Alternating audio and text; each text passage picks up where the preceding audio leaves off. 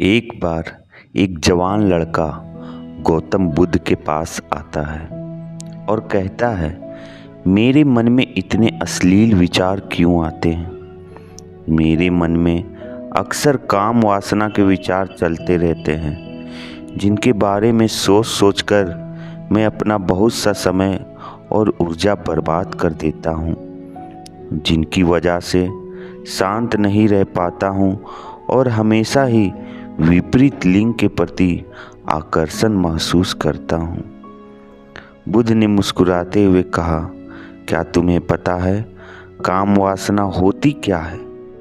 लड़के ने कहा, मुझे या तो नहीं पता काम वासना का मतलब क्या है, लेकिन यह जो कुछ भी है बहुत बुरी है।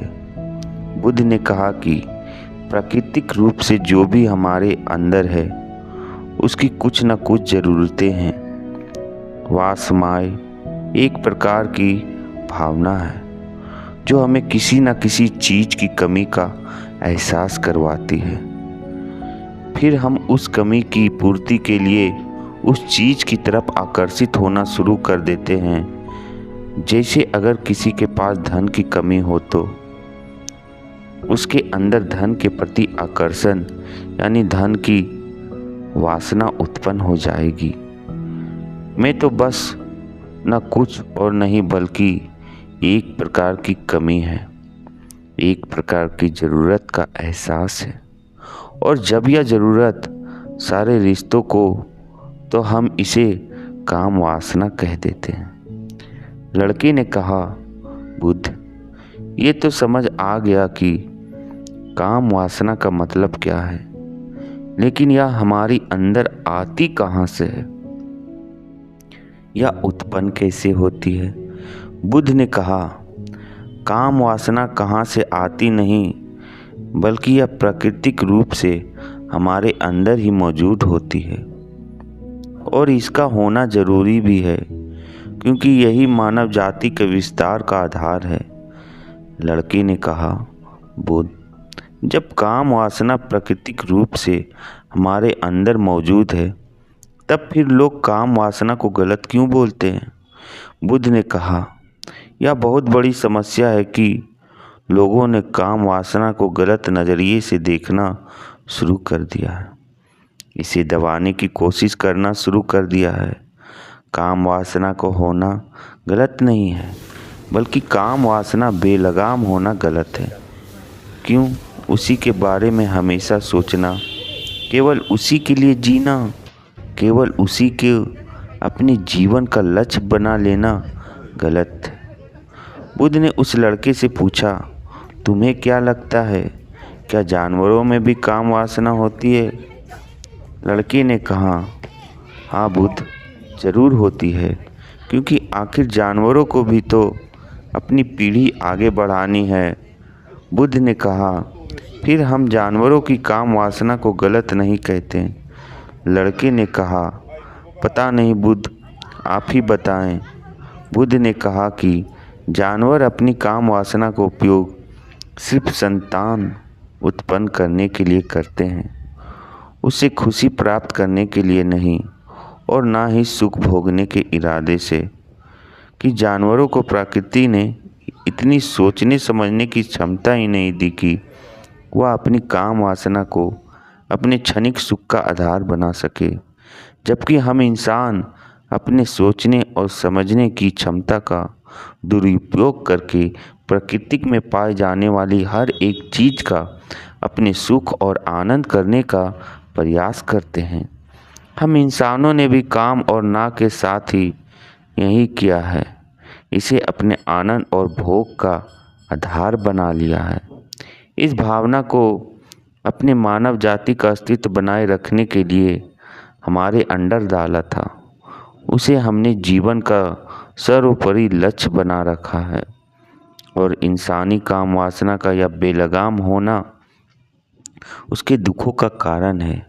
लड़के ने यह काम वासना हावी होती क्यों है, इसके बेलगाम होने का कारण क्या है?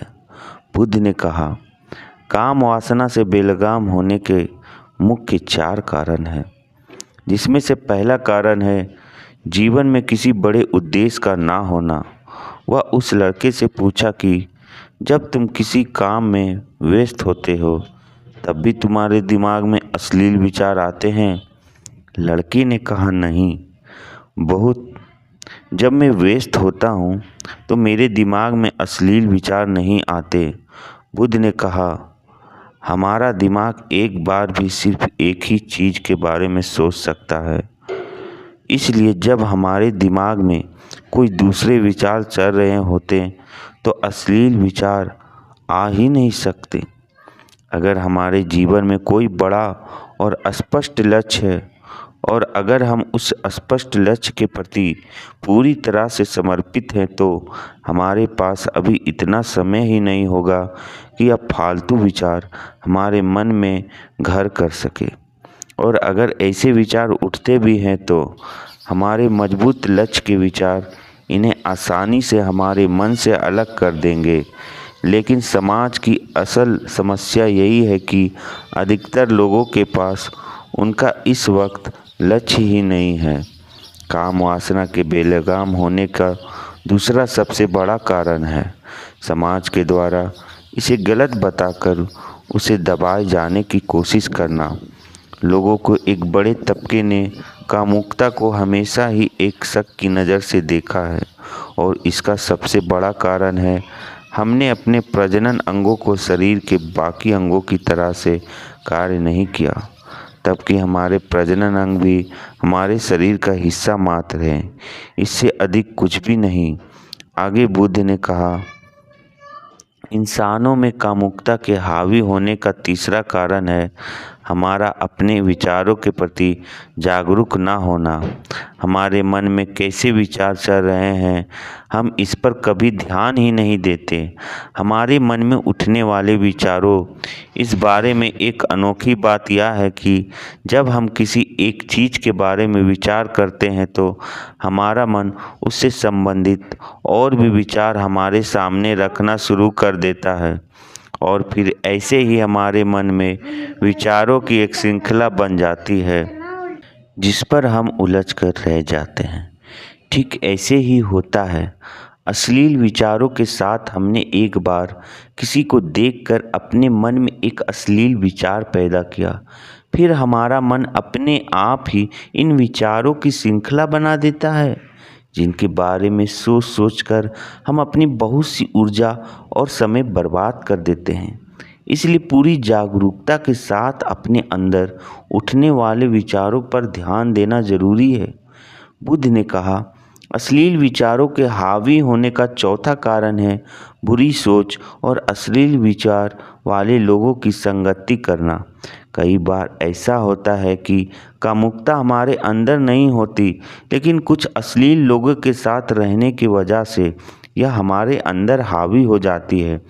इसलिए बुरे विचार वाले अश्लील लोगों से दूरी बनाकर रखनी चाहिए। लड़के ने कहा, बुद्ध, या तो समझ में आ गया कि मुद्दा हावी कैसे होती है, लेकिन इसे हावी होने से रोकने का कोई वजह तो बताइए, इसको कैसे रोका जा सकता है। बुद्ध ने कहा, सबसे पहले तुम यह समझो कि काम वासना की ऊर्जा को रोका नहीं जा सकता, इसे सिर्फ रूपांतरित किया जा सकता है और इस ऊर्जा को रूपांतरित करने के दो तरीके हैं। पहला है प्रेम और दूसरा है ध्यान। जब हम सच्चे प्रेम में होते हैं तो हमारे अंदर काम ऊर्जा हमारी खुशी और हमारे आनंद में परिवर्तित हो जाती है। लेकिन ज़्यादातर लोग शारीरिक आकर्षण को ही प्रेम मानते हैं, जो कि ऊर्जा का अपव्यय करता है, रूपांतरण नहीं। काम वासना की ऊर्जा को शरीर के अंदर रूपांतरित करने का सबसे सरल तरीका है ध्यान के माध्यम से। आप अपने अंदर स्थित आनंद के उस केंद्र में स्थापित हो जाते हैं जिसके सामने दुनिया का हर भोग विलास फीका लगने लगता है। ऐसा नहीं है कि आप ध्यान में उतरने के बाद वह सब सोचने और करने में सक्षम नहीं होते, बल्कि आप उस पर उठकर बैठ चुके होते हैं और फिर यह सब हरकतें आपको छोटी और बचकानी लगती है। लड़के ने कहा कि लेकिन बौद्ध ध्यान की शुरुआत कहाँ से करें? बुद्ध ने कहा, सबसे पहले तुम खुद के साथ अकेले में समय बिताना शुरू कर दो कि जो इंसान जिसके साथ सबसे ज़्यादा समय बिताता है वह उसको सबसे ज़्यादा सामने लगता है। और जब तुम खुद को जानना शुरू कर दोगे तो यह सारे भौतिक सुख तुम्हें छोटे लगने लगेंगे और फिर एक दिन ऐसा भी आएगा जो तुम्हारे चाहे बिना तुम्हारे दिमाग में किसी भी तरह के विचार उठना बंद हो जाएंगे।